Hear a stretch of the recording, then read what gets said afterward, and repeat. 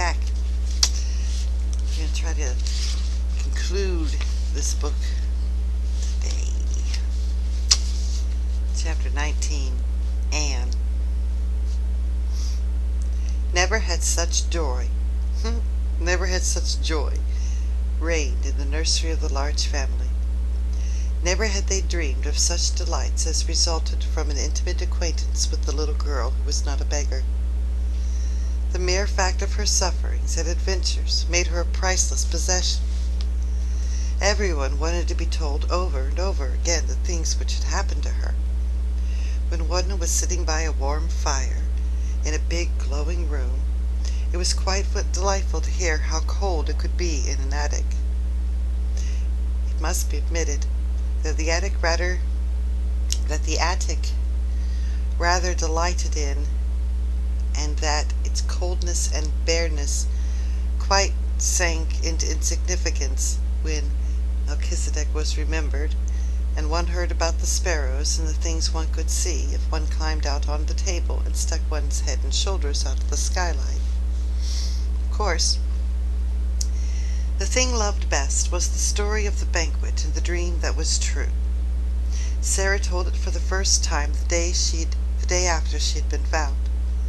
Several members of the large family came to take tea with her, and as they sat or curled up on the hearthrug, she told the story in her own way, and the Indian gentleman listened and watched her. When she had finished, she looked up at him and put her hand on his knee. "That's my part," she said.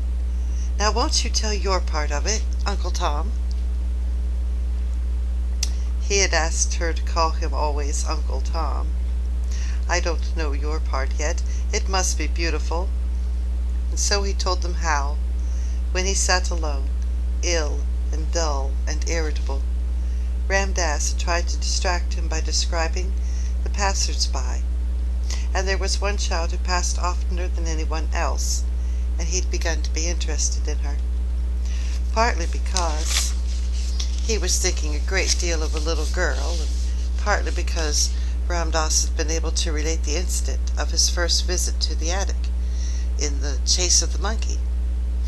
He had described its cheerless look, and the bearing of the child who seemed as if she was not of the class of those who were treated as drudges and servants. Bit by bit, Ram Dass made discoveries concerning the wretchedness of her life. He had found out how easy a matter it was to climb across a few yards to the roof to the skylight, and this fact had been the beginning of all that followed. "Sahib," he had said one day, "I could cross the slates and make the child a fire when she is out on some errand. When she returned, wet and cold, to find it blazing, she would think a magician had done it." The idea had been so fanciful that Mr. Carrisford's soured face had lighted with a smile, and Ram Dass had been so filled with rapture that he had enlarged upon it and explained it to his master how simple it would be to accomplish numbers of other things. He had shown a childlike pleasure and invention, and the preparations for the carrying out of the plan had filled many a day with interest which would otherwise have dragged on wearily. On the night of the frustrated banquet, Ram Dass kept watch. All his packages being in readiness in the attic, which was his own, and the person who was to help him had waited with him, as interested as himself in the odd adventure. Ram Dass had been lying flat upon the slates, looking in at the skylight, when the banquet had come to a disastrous conclusion. He had been sure of the profoundness of Sarah's wearied sleep, and then, with the dark lantern, he crept into the room, while his companion had remained outside and handed the things to him. When Sarah had stirred ever so faintly, Ram Dass closed the lantern slide and laid flat upon the floor. These and many other exciting things the children found out by asking 1,000 questions. "I'm so glad," Sarah said. "I am so glad it was you who were my friend." There never were such friends as these two became. Somehow they seemed to suit each other in a wonderful way. the Indian gentleman, never had a companion he quite liked as much as he liked Sarah. In the month's time he was, as Mr. Carmichael prophesied he would be, a new man. He was always amused and interested, and he began to find an actual pleasure in the possession of wealth he had imagined that he had loathed the burden of. There were so many charming things to plan for Sarah. There was a little joke between them that he was a magician, and it was one of his pleasures to invent things to surprise her. She found beautiful new flowers growing in her room, whimsical little gifts tucked under pillows, and once, as they sat together in the evening, they heard a scratch of a heavy paw on the door, and when Sarah went to find out what it was, well, there stood a great dog, a splendid Russian boarhound, with a grand silver and gold collar, bearing an inscription in letters. "I am Boris," it read. "I serve the Princess Sarah." There was nothing the Indian gentleman loved more than the recollection of his little princess in rags and tatters. The afternoons in which the large family, or Ermengarde and Lottie, gathered to rejoice together were very delightful, but the hours when Sarah and the Indian gentleman sat alone and read or talked had a special charm of their own. During their passing, many interesting things occurred. One evening, Mr. Carrisford, looking up from his book, noticed that his companion had not stirred for some time, but sat gazing into the fire. "What are you supposing, Sarah?" he asked.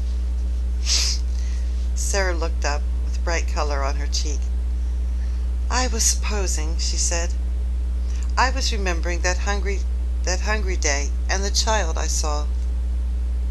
"There were a great many hungry days," said the Indian gentleman, with a rather sad tone in his voice. "Which hungry day was it?" "I forgot you didn't know," said Sarah. "It was the day the dream came true." Then she told him the story of the bun shop and the fourpence that she'd picked up out of the sloppy mud, and the child who was hungrier than herself. She told it quite simply, and in as few words as possible, but somehow the Indian gentleman found it necessary to shade his eyes with his hand and look down at the carpet. "And I was supposing a kind of plan," she said, when she had finished. "I was thinking I should like to do something." "What is it?" said Mr. Carrisford in a low tone. "You may do anything you like, Princess." "I was wondering," rather hesitated Sarah. You say I have so much money. I was wondering if I could go to see the bun woman and tell her that when hungry children, particularly on those dreadful days, come and sit on the steps or look in the window, that she could just call them in and give them something to eat.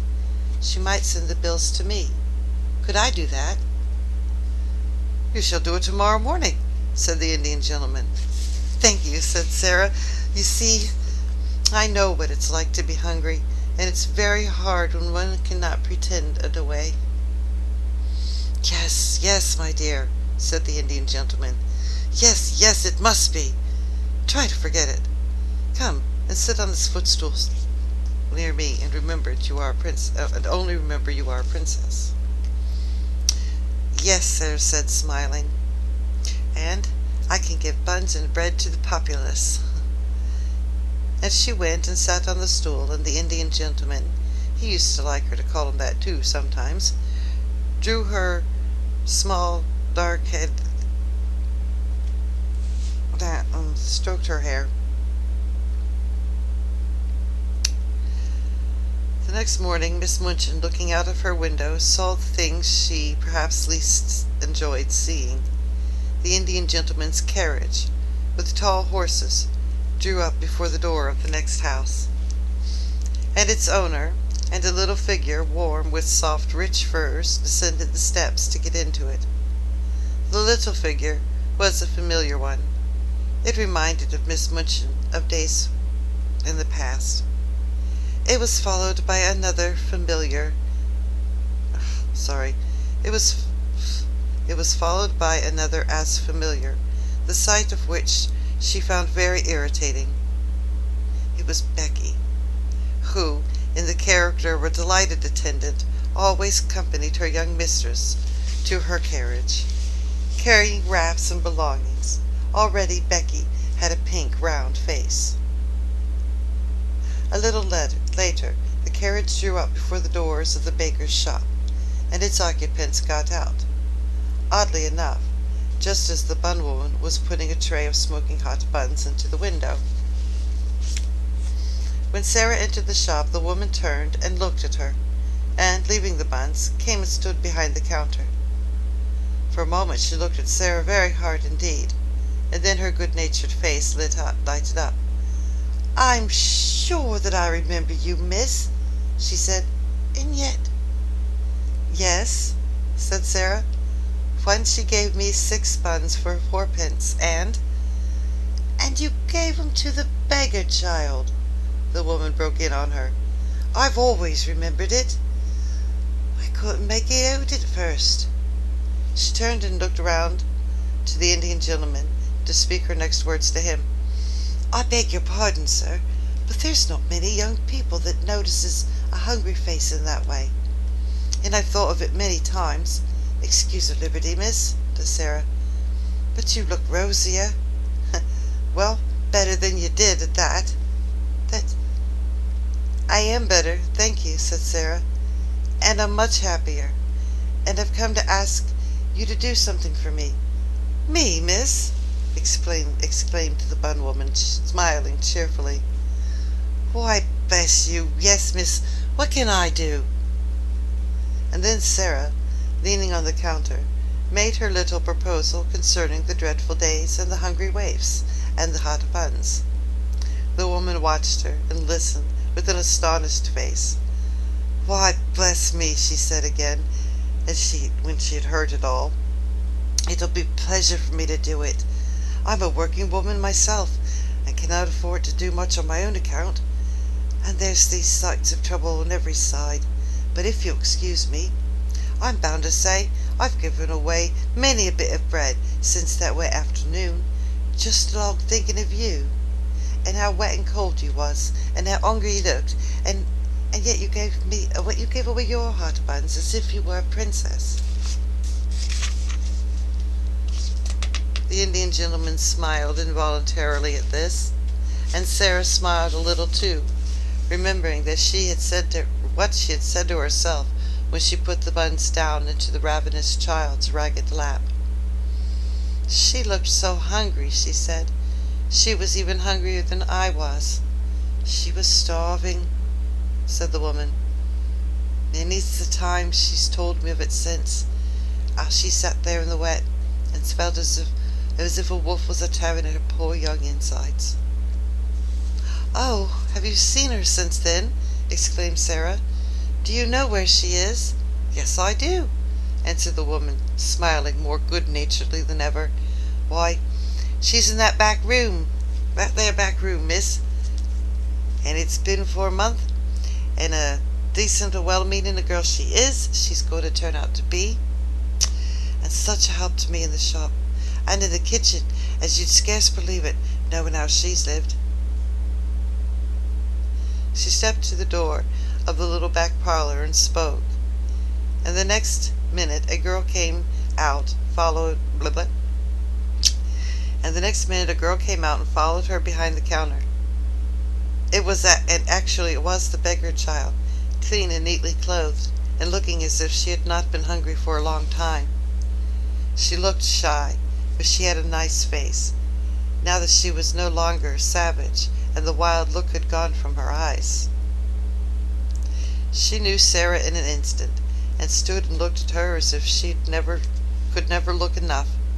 "You see," said the woman, "I told her to come when she was hungry, and when she come, I give her odd job to do, and I found she was willing, and somehow, I got to like her, and the end of it was, I given her a place in me home, and she helps me and behaves well, and as thankful as a girl can be.